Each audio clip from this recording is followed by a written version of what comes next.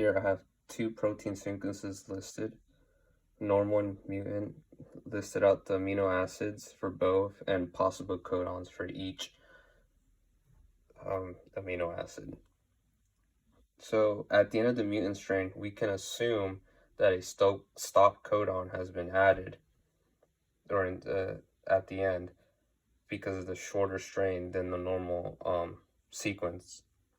And since the mutant sequence is shorter than normal, we can assume or can say that the mutant sequence is shorter so that it has been truncated due to the earlier placement of the stop codon. So here we're trying to find out the mRNA of the mutant sequence. In order to check, we just check each base pair individually and notice any differences or additions.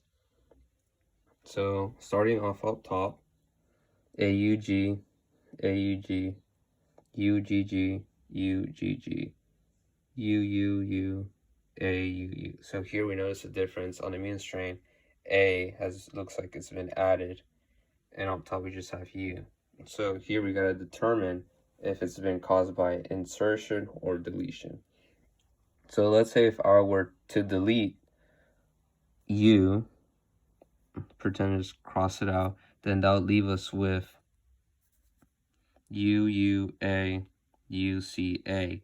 Now, if that were to occur on the mutant strain, that would be AUU, AUC, but that doesn't add up. So here we can assume that deletion is not the cause. Now, let's say if insertion occurred. So that would give us AUU, AUU, on the bottom, AUU. So here we can see that insertion makes sense and it works. So this causes the whole, starting from the first base pair of the third amino acid, to shift more to the right.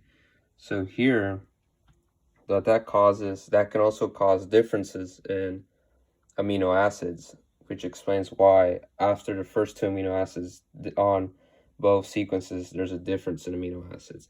So because of that, there's a change in amino acids in the mutant sequence.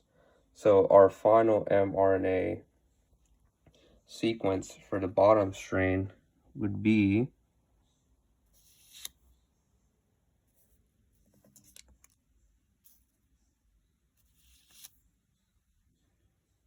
AUG, UGG, AUU, CACUAA.